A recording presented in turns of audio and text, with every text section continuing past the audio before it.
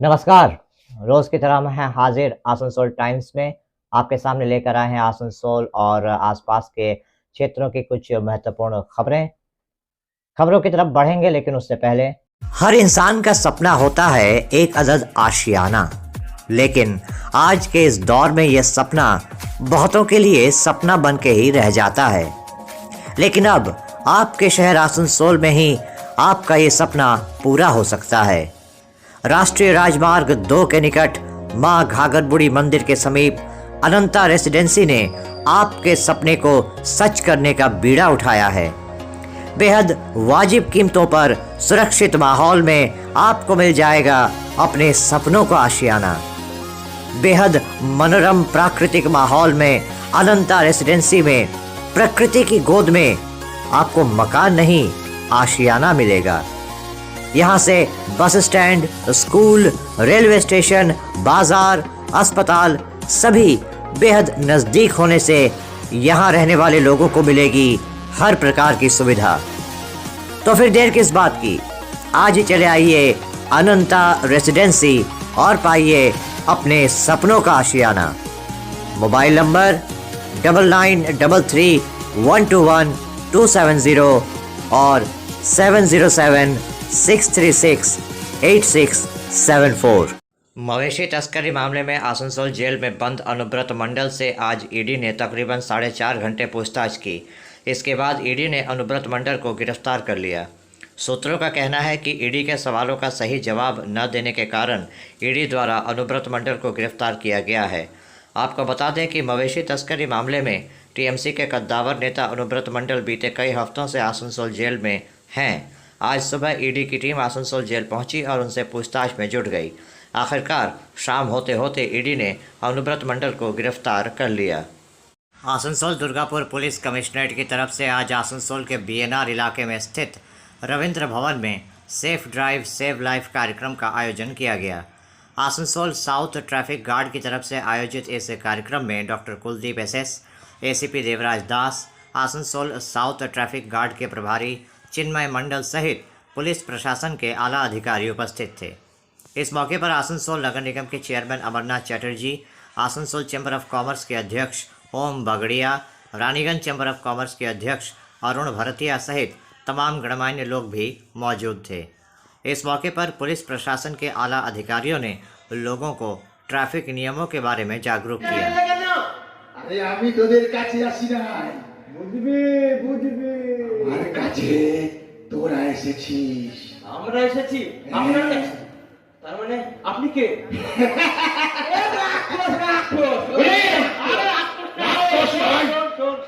আমাদের এখানে যাত্রা দলের এই সং সাজে না, ওই সেই সং। কি বললে? আমার সং সেজেছে বাবা, আমরা এসেছি।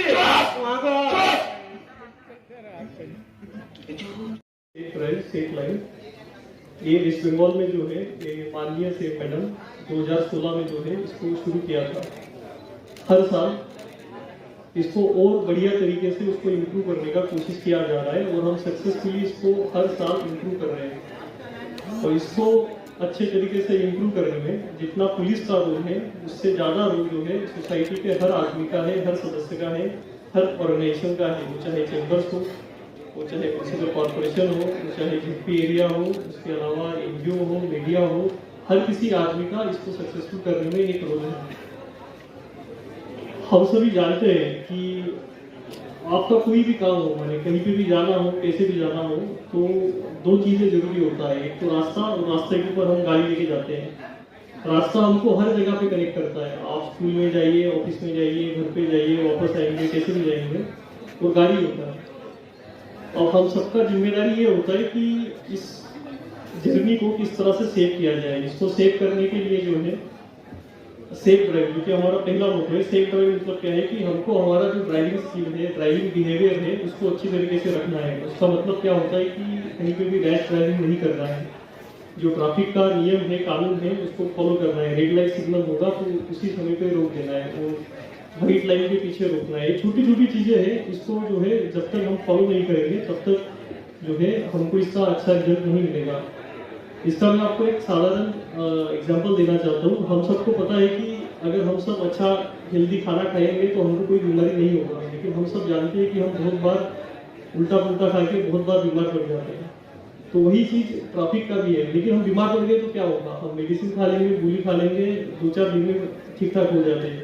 लेकिन रोड एक्सीडेंट में वो नहीं है। हम सबको पता है कि हेलमेट पहनना है, गाड़ी स्लो चलाना है, रैश ड्राइविंग नहीं करना है, लेकिन बहुत बार क्या होता है कि हेलमेट नहीं पहना होता है, कोई चीज़ नहीं होता है, तो बहुत तेज़ी से चले जाते हैं और फैटल एक्सीडेंट हो जाता है। ये इसमें जो है माने बहुत जान को भी खतरा होता है। उसके अलावा खाली हमारे जान को नहीं, लेकिन सामने वाले को भी खतरा होता है, उसके चलते उसको भी दिक्कत हो सकती है।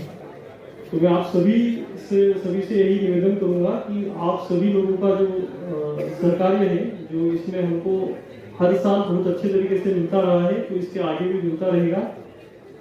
यहाँ पर मौजूद सभी लोग माने ट्रक ऑर्गेनाइजेशन से हो, बस ड्राइवर हो, टोटो ड्राइवर हो, रिक्शा ड्राइवर हो, हर एनजीओ वाले हो, चैम्बर्स हो, एएमसी हो, सभी से अनुरोध करूंगा कि उनका जो सहकार्य है उनको आगे भी इस तरह से मिलता रहेगा। Thank you.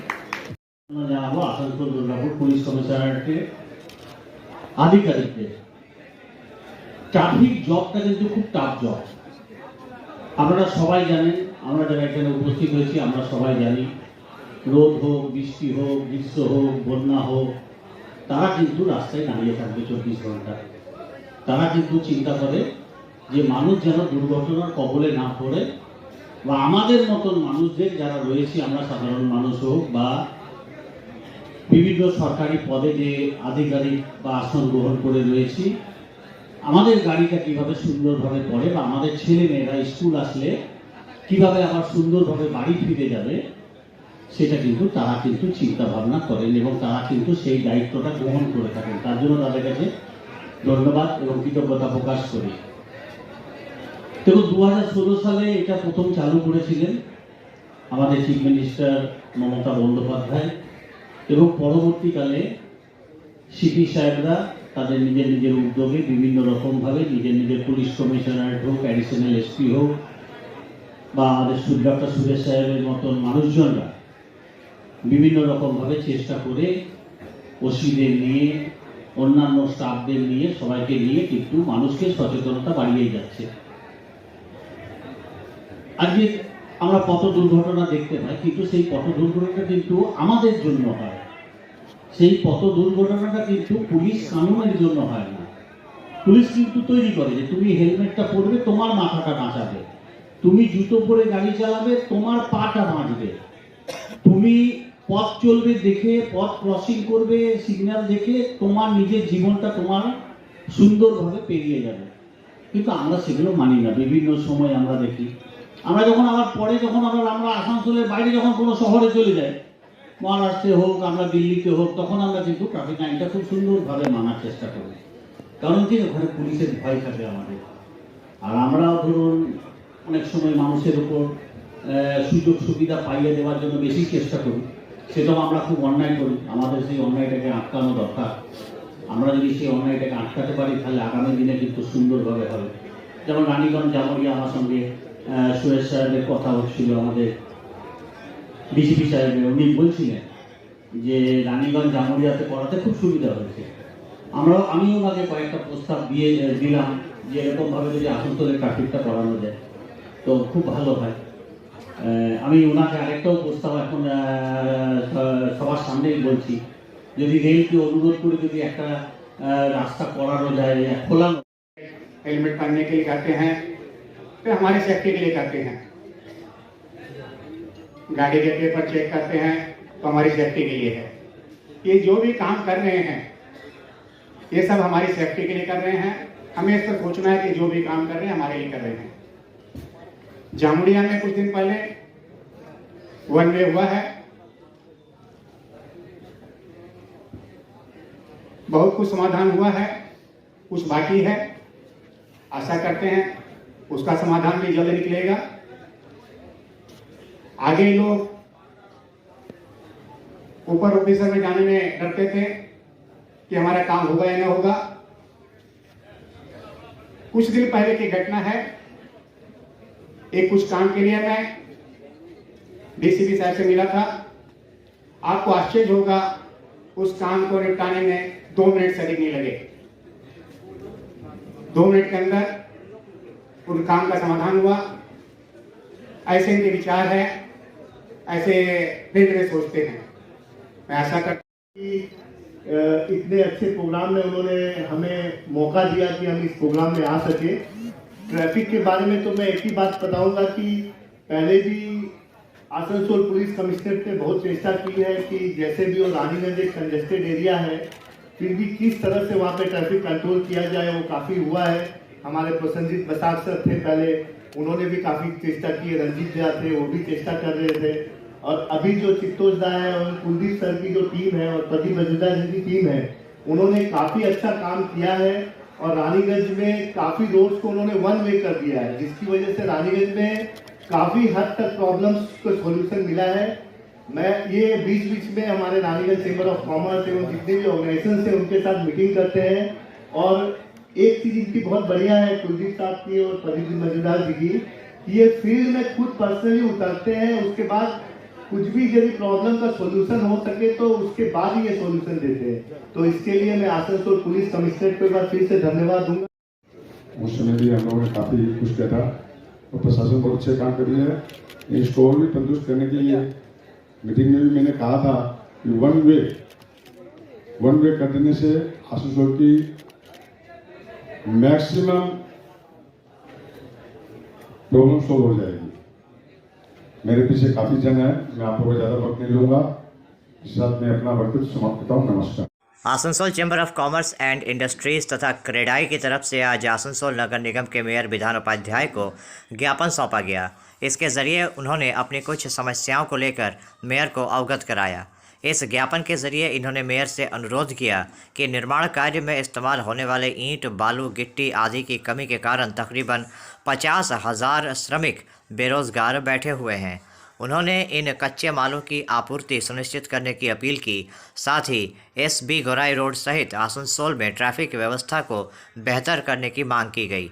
इसके अलावा ऑफलाइन में जिन कार्यों की अनुमति आसनसोल नगर निगम द्वारा दी गई है, उन कार्यों को जल्द से जल्द शुरू करने की अनुमति प्रदान करने की भी अपील की गई। मेयर ने इनकी बातों को गौर से सुना और जल्द से जल्द इनके समाधान का आश्वासन दिया। इस मौके पर क्रेडाई आसनसोल के अध्यक्ष सचिन राय, विनोद गुप्ता, सरवन अग्रवाल, उज्जवल राय सहित Asansol chamber of commerce and industries तथा क्रेडाई के तमाम सदस्य उपस्थित थे। प्रेसिडेंट है। हम लोग का 2-3 समस्या है आसनसोल के लिए, जिससे आसनसोल जलवंत है। मैंने उसमें हम लोगों को ईटा, बाली और चीप स्टोन नहीं मिल रही है, क्योंकि 2 लोग एक्सीडेंट कर गए थे। इसकी वजह से अभी हम लोगों की बंद है। बट उसके वजह से हम लोगों का बहुत सा वर्कर जो है वो अनएम्प्लॉयड हो गया है। इसलिए हम लोग मेयर के पास आए थे निवेदन करने के लिए कि इसको जल्द से जल्द चालू किया जाए।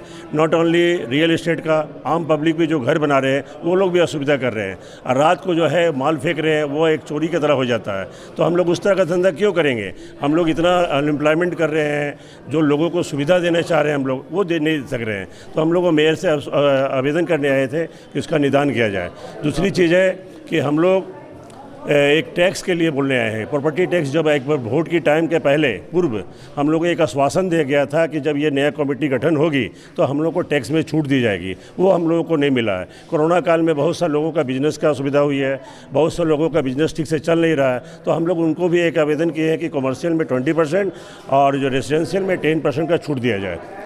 दूसरा चीज़ है एक ट्रैफिक का भी है। कन्वेंशनल स्कूल से लेकर के बुधा जो मोड़ है उस तक इतना स्कूल का टाइम इतना जाम हो जाती है ना कि लोग अगर पेशेंट भी रहे ना तो मर जाएगा। तो हम लोग चाहते हैं कि आसनसोल भलाई के लिए और आसनसोल जन कल्याण के लिए हम लोग कुछ कार्य करें। तो हम लोग उसका भी लिए भी एक अनुरोध किए हैं कि उसका भी निदान किया जाए। तो आश्वासन दिए वो पूर्ण रूप से इस चीज़ को हम लोग देख रहे हैं।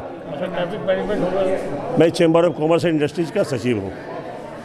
আজকে আমরা এসেছিলাম, যেটা বললেন সেটাই তাই, যে ইট, বালি, চিপস যেভাবে এখানে ডিস্টার্ব হচ্ছে, যদিও 2টো অ্যাক্সিডেন্ট হয়েছে, এটা হচ্ছে একটা সুষ্ঠু মীমাংসা হয় এবং এই জন্যে পাবলিকও সাফার করছে এবং সমস্ত জিনিসপত্রের দামও বেড়ে যাচ্ছে, এটা পাবলিকের ওপর চাপছে। অতএব সেটা যাতে একটা সুষ্ঠু মীমাংসা হয় এবং একটা প্রসেসের মাধ্যমে যায় সব কিছু, তাহলে সবার পক্ষে সুবিধা হবে। যারা এর সঙ্গে ডাইরেক্ট ইনডাইরেক্টলি প্রায় 50,000 শ্রমিক এর সঙ্গে জড়িত আছে এবং তারা সবাই বসে আছে কাজের জন্যেই ইট বালি চিপসের প্রবলেমের জন্যে এটা সবাই ফেস করছে। নাম্বার 2 হচ্ছে কিছু প্ল্যান প্রায় 6 মাস ধরে পাস হচ্ছে না, সেই প্ল্যানটা যাতে তাড়াতাড়ি ছাড়া হয়, অফলাইনে যেগুলো জমা আছে আগেকার সেগুলো সম্বন্ধে বললাম। নাম্বার 3 তো বললেনই যে ট্রাফিক ব্যবস্থাটা যাতে সব জায়গায়, শুধু নট অনলি এসবিগঞ্জ রোড, সব জায়গায় যেগুলো জ্যাম হচ্ছে, যেগুলো পাবলিক সাফার করছে, সেগুলো যাতে একটা সুষ্ঠু মীমাংসা বা সুষ্ঠু প্রসেস করা হয়, যেভাবে ট্রাফিক কন্ট্রোল বা যেগুলো এনক্রোচমেন্ট আছে সেগুলোকে সুন্দরভাবে যদি বসিয়ে আর রাস্তাগুলো ঠিকমতো ক্লিয়ার করা হয়, তাহলে পাবলিকের সুবিধা হবে এবং সবার পক্ষে সুবিধা হবে। এটা আমাদের ডিমান্ড।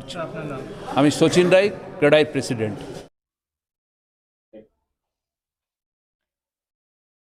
अभी वक्त हो चला है एक छोटे से ब्रेक का, बने रहिए हमारे साथ। आपके मकान को बनाए आपके सपनों का आशियाना, डेकोर वॉलपेपर। लजीज खाने के शौकीन लोगों के लिए अच्छी खबर, आसनसोल के एसबी गुराई रोड स्थित सुकांतो मैदान के सामने खुल गया है the Zaika fast food restaurant.